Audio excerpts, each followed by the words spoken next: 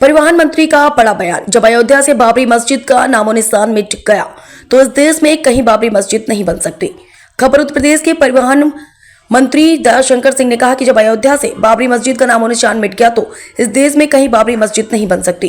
देश में ऐसे व्यक्ति के नाम पर मस्जिद या कुछ भी नहीं बन सकता। परिवहन मंत्री दयाशंकर सिंह ने ददरी मेला के समापन समारोह में उपरांत मीडिया से बातचीत करते हुए कहा कि बाबर एक आक्रमणकारी था। देश में ऐसे व्यक्ति के नाम पर मस्जिद या कुछ भी नहीं बन सकता।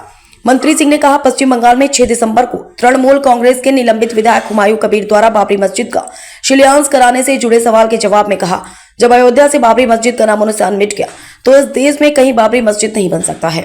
बाबर एक आक्रमणकारी था। ये इतिहास है कि वह भारत में आकर भारत के सनातन धर्मावलंबियों को उनके मंदिरों को तहस नहस करने का काम किया था। ऐसे व्यक्ति जो आक्रमणकारी रहा, देश की संस्कृति और सभ्यता को मिटाने का प्रयास किया हो। अब इस भारत देश में ऐसे व्यक्ति के नाम पर मस्जिद या कुछ भी नहीं बन सकता। उन्होंने जोर देकर कहा कि मुसलमानों का आदर्श बाबर नहीं हो सकता है। केवल वोट की राजनीति के लिए तृणमूल एक वर्ग विशेष के लोगों को संगठित करने के लिए ऐसा कर रखा है। इसी तरह से पूरा बांग्लादेशी को बंगाल में फंसा दिए हैं। बलिया से ब्यूरो रिपोर्ट, समाचार 24। तरीके से पश्चिम बंगाल में देखा गया कि टीएमसी के जो विधायक है उन्होंने बाबरी मस्जिद का नाम उन्होंने क्या कहना चाहेंगे? देखिए, बाबरी मस्जिद जब अयोध्या से उसका नामो निशान मिट गया तो इस देश की धरती पर कहीं भी बाबरी मस्जिद नहीं बन सकता है। बाबर एक आक्रमणकारी था।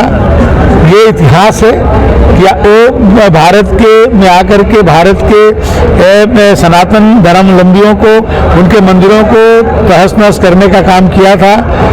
और ऐसे व्यक्ति जो एक आक्रमणकारी रहा हो, जो देश की संस्कृति और सभ्यता को मिटाने का प्रयास किया हो, अब इस भारत देश में ऐसे व्यक्ति के नाम पर कोई मस्जिद या कुछ भी नहीं बन सकता है। तो जिस तरीके से दिखाई कि लाखों के तादाद में जो मुस्लिम हैं तो ईंट और पत्थर लेकर जा रहे हैं उसके निर्माण को देखिए, मुसलमानों के आदर्श बाबर नहीं हो सकता है।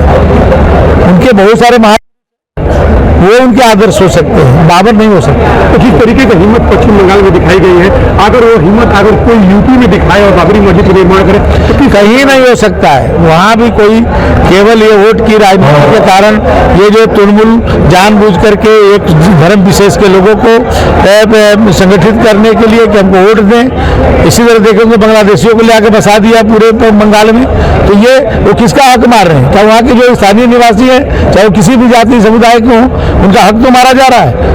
वो आकर के उन्हीं के हक को छीन रहे हैं।